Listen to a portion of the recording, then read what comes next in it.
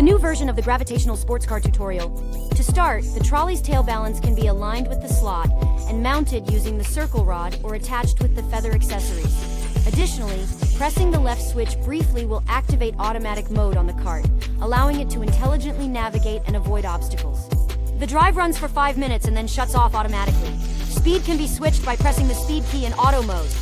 The yellow light is slow speed and the green light is fast speed. Long press the switch to switch to the intelligent mode. Intelligent mode can also automatically avoid obstacles and run for 5 minutes. Then it will automatically stand by and activate after tapping. Long press to switch back to normal mode, and then short press to turn off the machine will not be activated again. Smart mode also switches speeds. Light blue is slow, dark blue is fast.